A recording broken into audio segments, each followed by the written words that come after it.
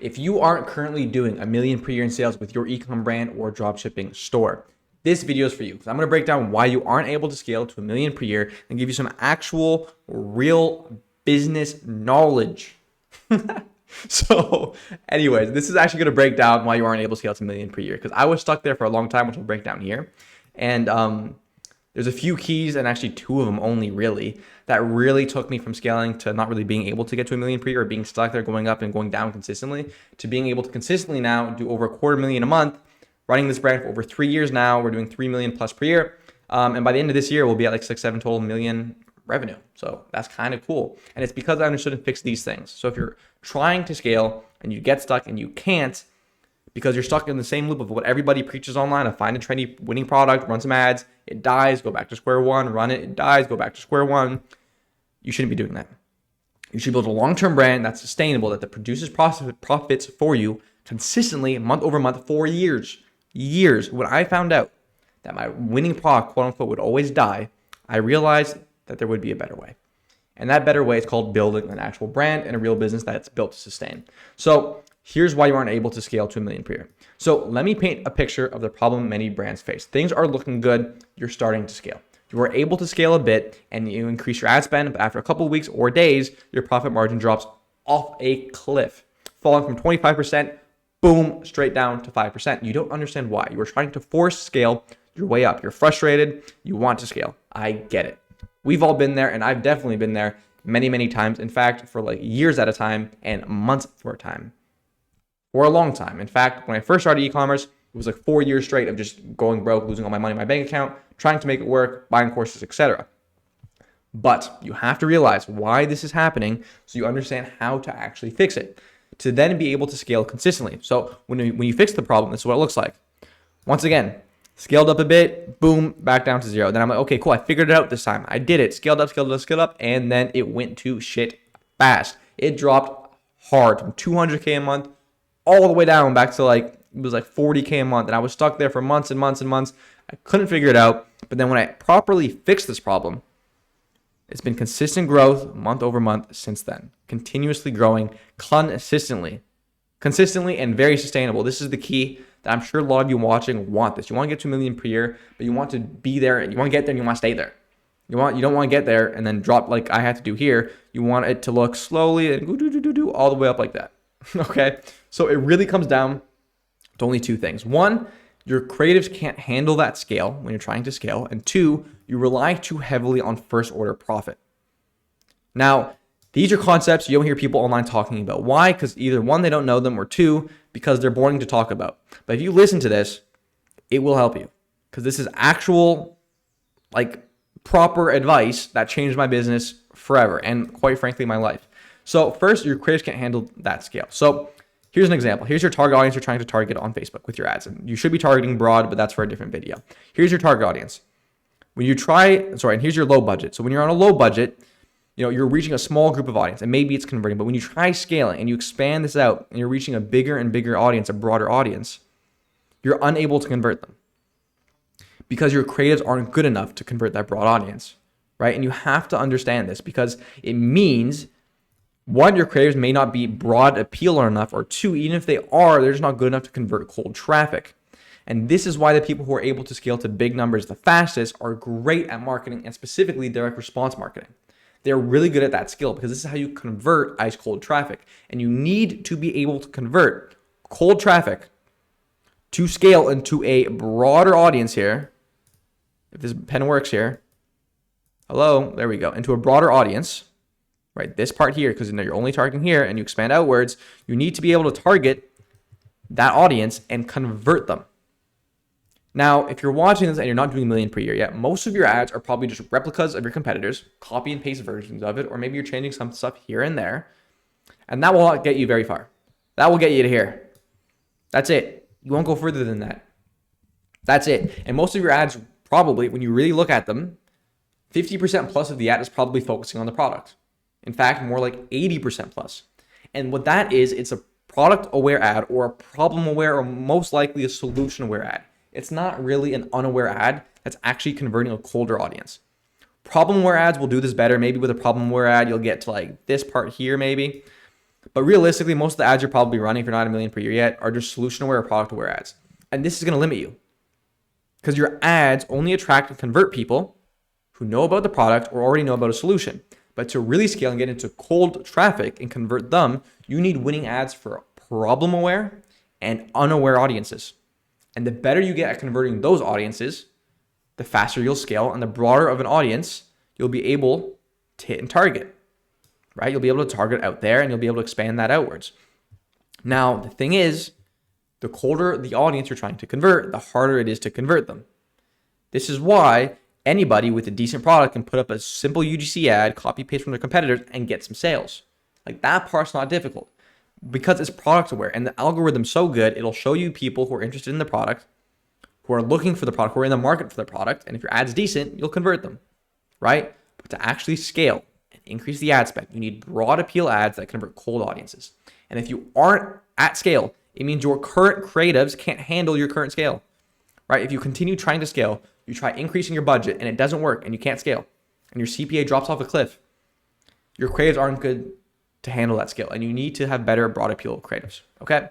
Hopefully that here, and this little explanation, this beautiful egg-looking drawing makes sense. So what you need to realize is that to scale into a bigger, broader audience, you need creatives that convert that broader and colder audience. This is why becoming good at direct response marketing is key. You can also test landing pages that help convert colder audiences, right? Realistically, if you're talking to an unaware audience, someone who's never even heard of the problem, they don't even know they have a problem, and you're trying to educate them, you're not really going to go from, hey, you have this problem, here's a solution, here's the product, please buy from me, in one ad and get them to buy. Yes, some people will, but realistically, this is where landing pages, advertorials, listicles, and tools like this, call them tools if you want, come into play to help convert the colder audience. Because the whole point of these is they spend more time with you, they watch more content, they read more, they get educated, and now you take them from unaware to problem aware to solution aware, to product aware to aware, and then they buy.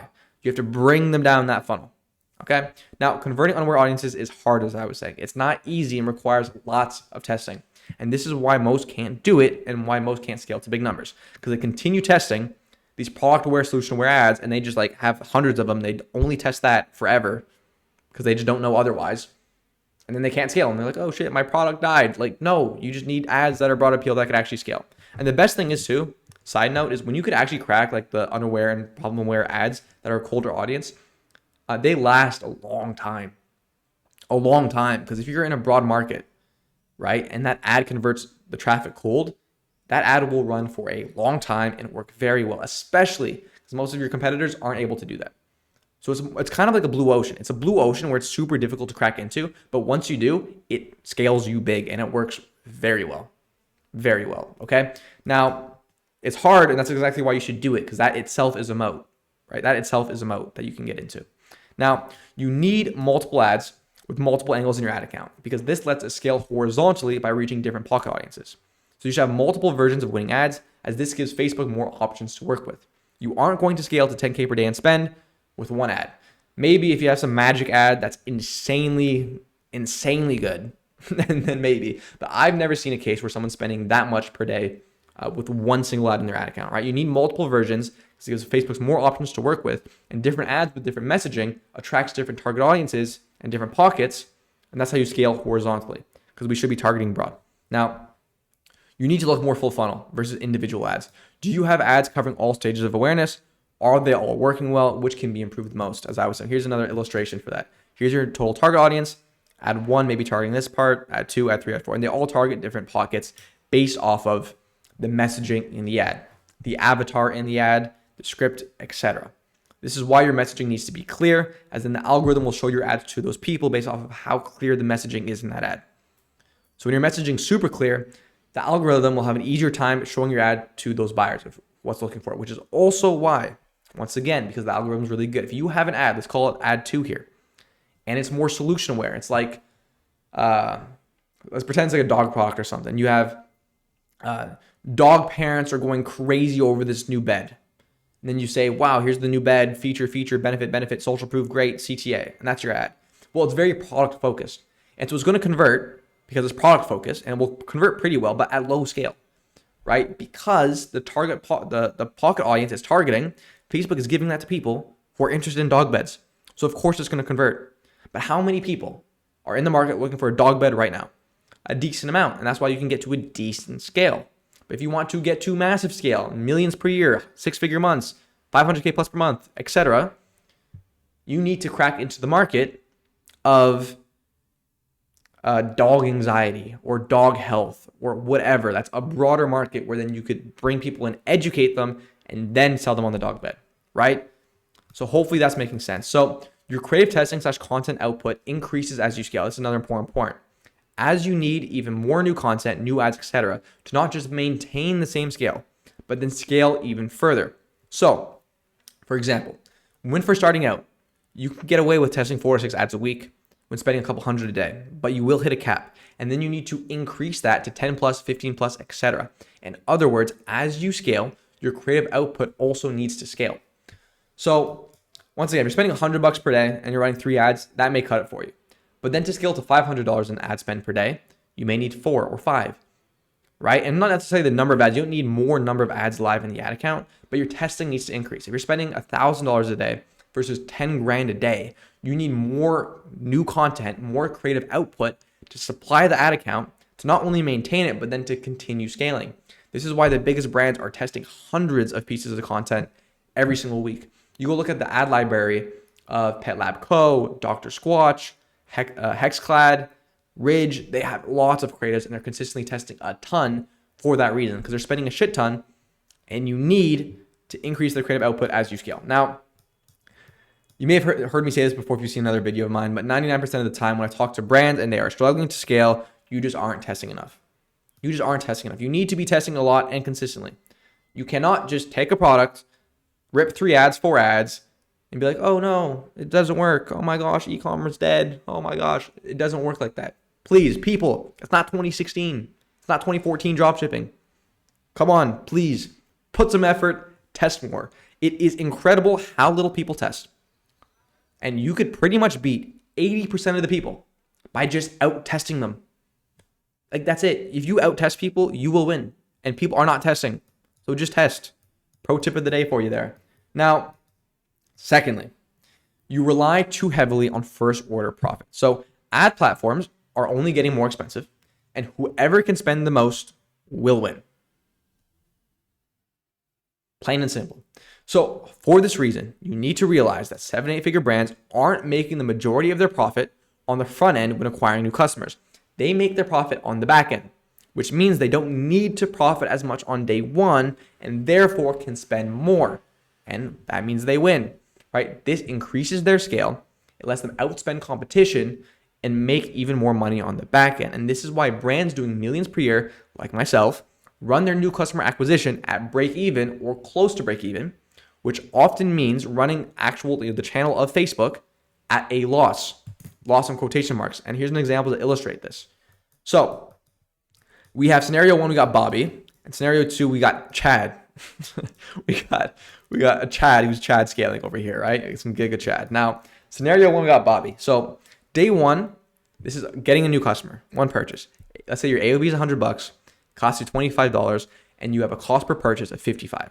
You're left with $20 profit, 20%. Yay, go Bobby. Amazing. Now, in this scenario, Bobby has no returning customers and no backend in place of his business. He only gets purchases from Facebook and needs to make all of his profit on day 1, right? His only profit comes from new customers on Facebook.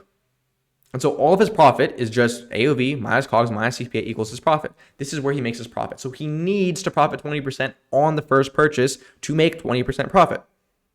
Pretty straightforward with me so far. So pretty much the result of this is he can spend up to a $55 CPA. This is his target, let's say, because if he spends up to a $55 cost per purchase, he makes 20%. If he goes over it, he makes less. Now, in other words, he has to run his ads at a 1.8 ROAS to make 20% profit. So if he spends 55 to get back 100, he has a ROAS of 1.8, and that gives him the 20% profit. So he has to run his ads at a 1.8 ROAS, okay? With me so far. So Bobby here, which is most of you watching this, needs to run at a 1.8 to make 20% profit. Your break evens maybe a 1.4, a 1.5, a 1.35, whatever, and you need the 1.8 or 1.9 or 2, whatever it may be with your numbers to make 20% profit. Now, Here we have GigaChad. And GigaChad understands this concept, which you'll see here. And day one of acquiring a new customer, he has the same AOV, the same COGS, but he spends up to $75 versus $55, and he makes zero on day one. And you may be saying, how is this GigaChad big brain plays? So stupid. Anyways, and I'll explain to you here. So he makes $0 on the new customer, but the same day, because he has email flows and Google search and organic, and he has the back end of his business built out, he has returning customer revenue. So he also has someone come back and buy again.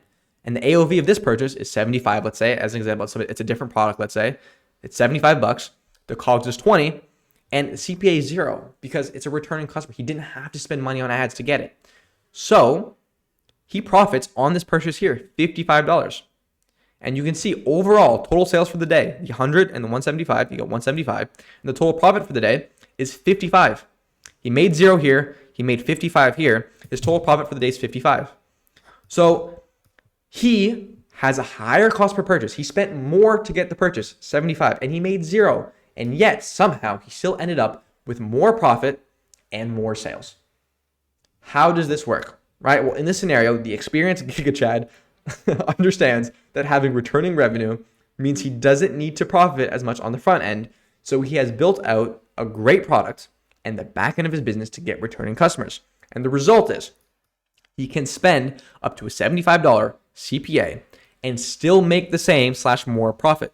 In other words, he can run his ads at a 1.33 ROAS and still make the same profit.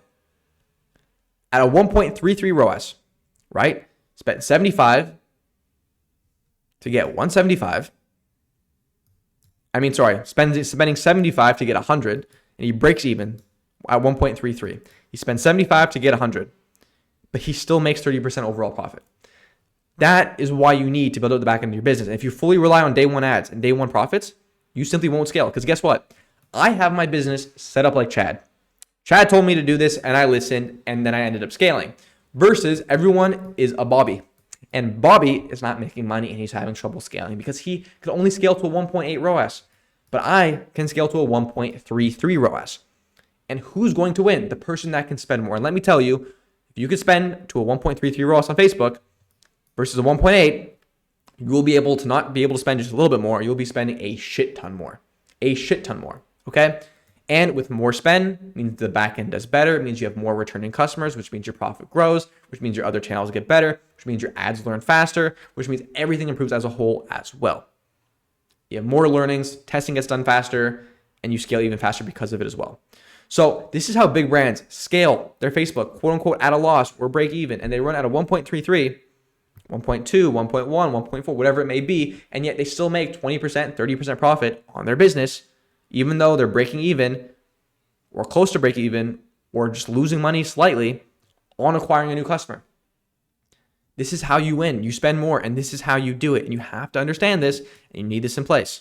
And so if you're trying to scale and you can't, and you're stuck, right? And you're not able to get to 1 million per year. 1, have creatives that can actually handle scale, that are broad appeal and convert at scale. And 2, make sure you actually have your back end built out. You can't just, e-com's getting harder day by day. You can't just take a product, steal some ads, run it, and be like, why am I not making money and have $1 million business? It doesn't work like that. It doesn't work like that anymore. It's not 2014. It's not 2016. You need to build a back end of your business and have some sort of actual returning revenue there, or email flows and stuff like this to actually get some revenue back. And it's not difficult. You just need to put it in place. Okay? And when you do this, you're able to do this. And this is how you spend. This is why people can copy my ads, they can copy my products, and they could try running the same thing, and then they go out of business 2 months later, and yet 3 years later, I'm still running the same ads and the same product and the same offer and scaling because of this. Okay? So this is a key concept that's going to be way too long to understand. You need to understand this if you want to build a long-term cash flowing brand. You do not want to rely on day one profits. Not only will you increase your sales and profits by building out your backend and not relying as heavily on day one, but it will let you spend more. Spending more means your other channels will improve, like Google, email, SMS, organic. Facebook will get better faster. You'll get through creative testing faster. You'll find new winning creatives faster. You'll get through split tests faster, etc. Essentially, everything will be able to improve faster due to the increased traffic, which then compounds you into being able to scale even more. You can see how this compounds. fucking Bobby here is stuck at 1.8, trying to be like, oh, yay, Facebook making new ads, 1.8, yay, scale a little bit, wow. But meanwhile, GigaChad is scaling, spending more to 1.3, profiting more. That improves his other channels, which then lets him spend even more again, which makes he makes more money on the back end, which lets him spend even more on the front end. And it's a consistent flywheel like that, right? Hopefully this is making sense. And this is how you scale big and fast by outspending your competitors while still maintaining profits. This is also why dropshippers often jump product to product and can't build anything big or long term. They don't understand this and they only focus on their ads and ripping creatives. But if you understand this, you can easily beat your competition, whether you have a brand or are dripping. Brand or dropshipping, doesn't matter. If you understand this and you put this in place, you will beat your competition. People do not have this in place. They're running ads. They're trying to rely on luck. If you put this in place here, if you become a GigaChad and you put this in place, you will beat all of your competition. I can promise you that because I've been doing it for 3 years now on the same brand, same product, everything. Okay, so to summarize, if you're not scaling, have creatives that can scale. And 2, make sure you don't rely too heavily on first order profit. This will take some time to build out, but build it out and it will help you scale massively and it will become a moat for your business. So don't be a Bobby, be a GigaChad. Now, if you want to see more stuff like this and see the entire overview of the entire 5-pillar system we use to scale brands to millions per year, that video will be linked below. Hope this was useful. Hope you learned something. And yeah, go be a GigaChad.